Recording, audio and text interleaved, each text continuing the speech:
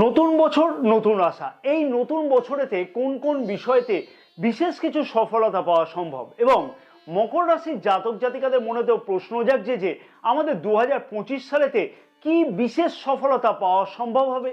প্রতি বছরই বড় কিছু গ্রহ ট্রানজিট করে থাকে, যার ফলেতে বিশেষ কতগুলি সফলতা অতি অবশ্যই কিন্তু রাশিভিত্তিক পাওয়া গিয়ে থাকে। চন্দ্র রাশি অনুযায়ী মকর রাশির জাতক জাতিকাদের বিশেষ 6টি ঘটনা যা কিন্তু অতি অবশ্যই ঘটতে লক্ষ্য করা যাবে 2025 সালেতে। তাই মাস এবং তারিখগুলি আমি এখানে উল্লেখ করে দেবো, সেগুলি কিন্তু অতি অবশ্যই লিখে রাখা উচিত হবে, নেগেটিভ বা পজিটিভ নয়, অথবা কোনো একটি বিষয়ের ওপরে কিন্তু নয়।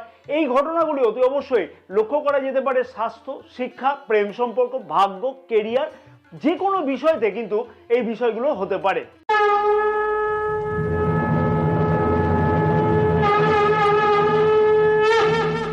নমস্কার প্রিয় দর্শক বন্ধুগণ, আমি শ্রী পরাশর তোমাদের সকলকে জানাই সাদর অভ্যর্থনা তোমাদের প্রিয় চ্যানেল দ্য ডাইরেকশন অফ ডেস্টিনিতে।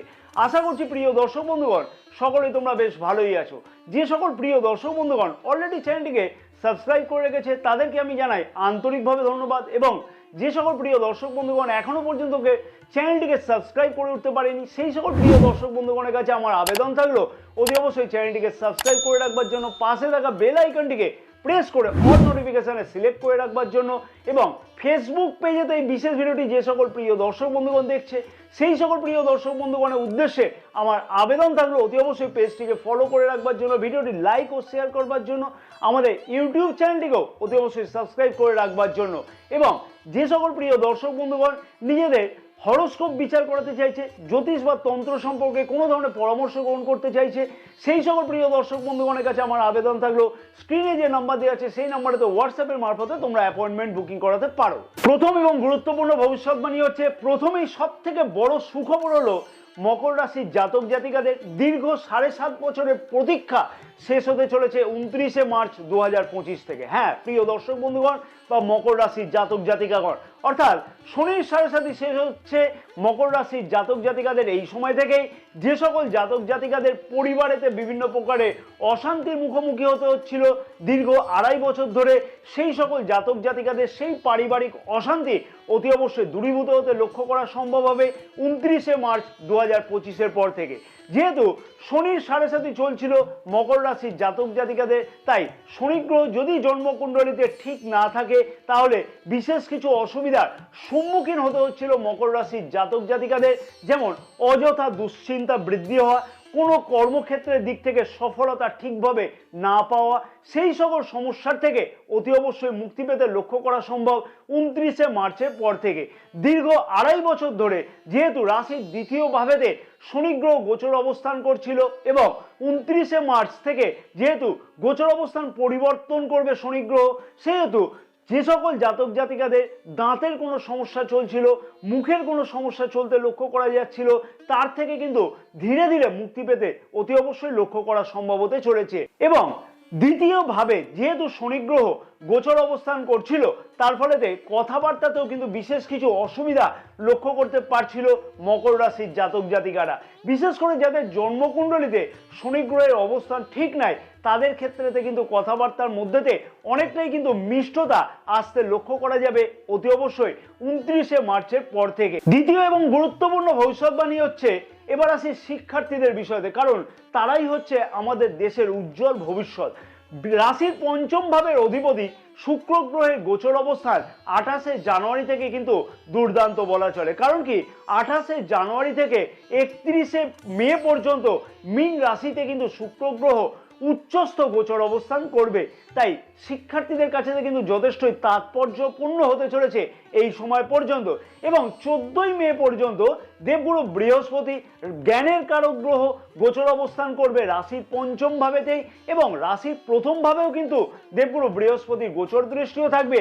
শিক্ষার্থীদের মনের আশা কিন্তু অতি অবশ্যই পূর্ণ হতে লক্ষ্য করা সম্ভব এই সময়ের মধ্যেতে। যদি কোনো শিক্ষার্থী 28শে জানুয়ারি থেকে 14ই মের মধ্যেতে শিক্ষার বিষয়তে বড় কোনো পরিবর্তন করতে চায়, অথবা নতুন কোনো অ্যাডমিশন গ্রহণ করতে চায়, অথবা কম্পিটিটিভ কোনো পরীক্ষাতে অংশগ্রহণ করতে চায়, আর জন্মকুণ্ডলী যদি একান্তই খুব একটা খারাপ না থাকে, তাহলে কিন্তু অতি অবশ্যই সফলতা পাওয়া এই সময়ের মধ্যে সম্ভব হতে চলেছে। 3 নম্বর এবং বিশেষ গুরুত্বপূর্ণ ভবিষ্যৎবাণী হচ্ছে 14ই মে 2025 থেকে মকর রাশির জাতক জাতিকারা বিপরীত রাজযোগের কিন্তু ফল পাবে। কারণ রাশির দ্বাদশ ভাবের অধিপতি দেবগুরু বৃহস্পতি রাশির ষষ্ঠ ভাবে গোচর অবস্থান করবে। আর এই বিপরীত রাজযোগের ফল কি পাওয়া যায় জানো? যে কোনো বিপরীত পরিস্থিতির থেকে কিন্তু অতি অবশ্যই উদ্ধার হতে লক্ষ্য করা যায়। অর্থাৎ আইনি জটিলতা, ঋণ, এই সকল বিষয়তে যে সকল জাতক জাতিকারা অযথা জড়িয়ে পড়েছিল, কোনো না কোনো কারণেতে হয়তো ঋণ পরিশোধ হচ্ছিল না ঠিকমতো ভাবে, অথবা কোনো আইনি জটিলতা সৃষ্টি হচ্ছিল, যার ফলে জীবনেতে কিন্তু অনেক কিছু সমস্যা ঘটতে লক্ষ্য করা যাচ্ছিল অনেক মকর রাশির জাতক জাতিকাদের। সেই সমস্যার থেকে কিন্তু অতি অবশ্যই বেরিয়ে আসতে লক্ষ্য করা সম্ভব হতে চলেছে 14ই মে 2025 থেকে। হ্যাঁ, তার সাথে সাথে কিন্তু খানিকটা সমস্যাও বৃদ্ধি পাবে। ষষ্ঠ ভাবেতে দেবগুরু বৃহস্পতি এই গোচর অবস্থানের ফলেতে ডায়াবেটিক, কোলেস্টেরল, মেদ সংক্রান্ত, আপার অ্যাবডোমেন সংক্রান্ত ব্যাপারেতে অতি অবশ্যই কিন্তু খেয়াল রেখে চলা উচিত হবে। এখানে বলে নেওয়া ভালো যে আপার অ্যাবডোমেন সংক্রান্ত ব্যাপারটা আমি বোঝাতে চাইছি যে লিভার, শ্বাসনালী, ফুসফুস, পিত্তথলি, এই সকল ব্যাপারেতে কিন্তু খানিকটা অতি অবশ্যই বলবো খেয়াল রেখে চলা উচিত হবে মকর রাশির জাতক জাতিকাদের। তাই অতি অবশ্যই খাওয়া দাওয়ার দিকেতেও কিন্তু বিশেষ খেয়াল রেখে চলা উচিত 14ই মে 2025 থেকে মকর রাশির জাতক জাতিকাদের। হ্যাঁ, তার সাথে সাথে কিন্তু মকর রাশির জাতক জাতিকাদের দূর যাত্রাও কিন্তু সম্ভব হতে চলেছে 14ই মে 2025-এর পর থেকে।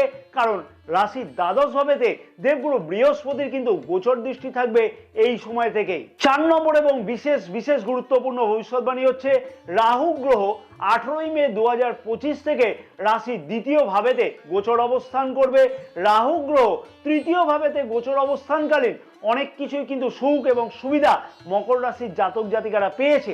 যেমন কিছু উদাহরণ হিসেবে বলবো, নতুন কিছু শেখা, বেকার যুবক যুবতীদের নতুন কাজের জন্য দৌড়ঝাঁপ বৃদ্ধি হওয়া, ক্রীড়া জগতের সাথে যুক্ত জাতক জাতিকাদের কেরিয়ারের জন্য বিশেষ কিছু উন্নতির জন্য দৌড়ঝাঁপ বৃদ্ধি হওয়া, যারা রাইটিং বা লেখক লেখিকা স্কিলের সাথে যুক্ত আছে তাদের ক্ষেত্রে বিশেষ কিছু উন্নতি হওয়া, এই সকল বিষয়গুলি কিন্তু কিছু না কিছুভাবে উপলব্ধি করতে পেরেছে বা উন্নতিও হয়েছে, যদি জন্মকুণ্ডলী একান্তই খুব একটা খারাপ না থাকে। কিন্তু এই রাহু গ্রহ রাশির দ্বিতীয় ভাবেতে গোচর অবস্থানের ফলে খানিকটা অসুবিধার সম্মুখীন মকর রাশির জাতক জাতিকাদের হতে হবে। যেমন হচ্ছে নিজের কথাবার্তাকে কিন্তু আবার কন্ট্রোল করতে হবে। রাহু গ্রহের দুষ্প্রভাবের ফলেতে খানিকটা কিন্তু সম্পর্কে অবনতি বিভিন্ন ক্ষেত্রেতে নিজের কথাবার্তার জন্য হতে লক্ষ্য করা যেতে পারে। সেই বিষয়তে কিন্তু মকর রাশির জাতক জাতিকাদের অতি অবশ্যই খেয়াল রেখে চলা উচিত হবে এই সময় থেকেই। এবং জন্মকুণ্ডলীতে যদি রাহু গ্রহের অবস্থান ঠিক না থাকে, তাহলে কিন্তু অনেক ক্ষেত্রেতে জাতক জাতিকাদের ক্ষেত্রেতে কিন্তু নেশাগ্রস্ত হওয়ার সম্ভাবনা লক্ষ্য করা যেতে পারে। তাই সেই বিষয়তে কিন্তু বিশেষ কিছু খেয়াল রেখে অতি অবশ্যই চলা উচিত হবে মকর রাশির জাতক জাতিকাদের। তার সাথে সাথে রাহু গ্রহের সাথে সাথে কিন্তু কেতু গ্রহ গোচর অবস্থান পরিবর্তন করতে চলেছে 18ই মে 2025 থেকে, এবং রাশির অষ্টম ভাবেতে কেতু গ্রহ গোচর অবস্থান করবে এই সময় থেকে। তার ফলেতে তন্ত্র, মন্ত্র, জাদুবিদ্যা এই ধরনের বিদ্যাতে পারদর্শী হওয়া অথবা আগ্রহী হতেও কিন্তু অনেক ক্ষেত্রেতে লক্ষ্য করা সম্ভব হতে চলেছে মকর রাশির জাতক জাতিকাদের। তেমনই কিন্তু শিক্ষার্থীরাও প্রতিটা বিষয়তে আরো ডিটেল করে জানবার কিছু আগ্রহ প্রকাশ মনের মধ্যে থাকতে লক্ষ্য করা যাবে। পঞ্চম এবং গুরুত্বপূর্ণ ভবিষ্যৎবাণী হচ্ছে দশম ভাবে 14ই মে 2025 থেকে দেবগুরু বৃহস্পতির গোচর দৃষ্টি, এবং রাশির তৃতীয় ভাবেতে 29শে মার্চ 2025 থেকে রাশির প্রথম ভাবের অধিপতি শনি গ্রহের গোচর অবস্থান। বেকার যুবক যুবতীদের অতি অবশ্যই কেরিয়ারের দিক থেকে কিন্তু দুর্দান্ত উন্নতি লক্ষ্য করা সম্ভব হবে। দেবগুরু বৃহস্পতির এই গোচর অবস্থান অনুযায়ী যদি জন্মকুণ্ডলী সাপোর্ট করে, তাহলে অতি অবশ্যই 2025 সালে মে মাস থেকে ডিসেম্বর মাসের মধ্যে নতুন চাকুরির যোগ কিন্তু অতি অবশ্যই লক্ষ্য করা সম্ভব। এবং বেকার যুবক যুবতীরা অতি অবশ্যই লক্ষ্য করতে পারবে 29শে মার্চের পর থেকে চাকুরির পরীক্ষার জন্য দৌড়াদৌড়ি বৃদ্ধি হওয়া, বা একাধিক প্রচেষ্টা করা নতুন কাজের জন্য এই সকল বিষয়গুলি কিন্তু অতি অবশ্যই লক্ষ্য করা সম্ভব হবে। বিদেশে কর্মরত জাতক জাতিকাদের বিশেষ কিছু কর্মক্ষেত্রের জায়গাতে উন্নতি লক্ষ্য করা সম্ভব হবে, অথবা পদোন্নতি বা পদ পরিবর্তনের কোনো উজ্জ্বল সম্ভাবনা 14ই মে 2025-এর পর থেকে অতি অবশ্যই লক্ষ্য করা সম্ভব হতে চলেছে। 6 নম্বর এবং সর্বশেষ গুরুত্বপূর্ণ ভবিষ্যৎবাণী হচ্ছে রাশির তৃতীয় ভাবে শনি গ্রহের গোচর অবস্থান 29শে মার্চ 2025 থেকে থাকবার জন্য অনলাইন অথবা ডিজিটাল কাজের সাথে যুক্ত জাতক জাতিকাদের বেশ কিছু উন্নতি, কেরিয়ারের দিক থেকে এই সকল কাজের সাথে যুক্ত জাতক জাতিকাদের ডেভেলপমেন্ট করা বা নতুন করে কোনো উদ্যোগ নেওয়া ইত্যাদি কিন্তু লক্ষ্য করা যাচ্ছে। সাথে সাথে কিন্তু অতি অবশ্যই শিক্ষার্থীদের উদ্দেশ্যে বলবো, বড় কোনো সিদ্ধান্ত শিক্ষার বিষয়তে নেওয়ার জন্য 14ই মে 2025 পর্যন্ত দুর্দান্ত সময়। প্রেম সম্পর্কের দিক থেকেও কিন্তু বিশেষ খেয়াল রাখতে হবে। 14ই মে 2025-এর পর থেকে খানিকটা পার্টনারের মধ্যে জেদ কিন্তু অকারণেতে বৃদ্ধি পাবে। পঞ্চম ভাবেতে যেহেতু শনি গ্রহের গোচর দৃষ্টি থাকবে এবং নিজেদের মধ্যে কিন্তু অকারণেতে সমস্যা আরো বেশি পরিমাণে বৃদ্ধি পেতে লক্ষ্য করা যাচ্ছে 18ই মে 2025 থেকে নিজের কথাবার্তার জন্য। তাই সেই দিকেতেও কিন্তু বিশেষ খেয়াল রাখাটা উচিত হবে। সাথে সাথে আরো একটি কথা বলে নেব যে মকর রাশির যে সকল জাতক জাতিকারা মার্কেটিং ওরিয়েন্টেড, সেলস ওরিয়েন্টেড কাজের সাথে যুক্ত আছে তাদের ক্ষেত্রে কিন্তু 18ই মে থেকে বিশেষ কিছু উন্নতি লক্ষ্য করা সম্ভব।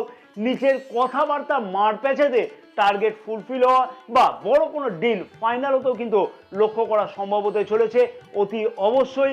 যদি জন্মকুণ্ডলী একান্তই খুব একটা খারাপ না থাকে তাহলে এই সকল ঘটনাগুলি অতি অবশ্যই মকর রাশির জাতক জাতিকাদের কাছেতে ঘটতে লক্ষ্য করা সম্ভব 2025 সালেতে। কি বিশেষ উপায় অবলম্বন করা উচিত মকর রাশির জাতক জাতিকাদের 2025 সালেতে যাতে আরো বেশি উন্নতি লক্ষ্য করা সম্ভব হয়? শুক্রের বীজ মন্ত্র কিন্তু প্রতিদিন সূর্যাস্তের পরেতে 108 বার করে জপ করা উচিত, তাহলে কিন্তু দুর্দান্ত ফল পাওয়া সম্ভব হবে কর্মক্ষেত্রের দিক থেকে। ওং দ্রাং দ্রিং দ্রোং স শুক্রায় নমঃ।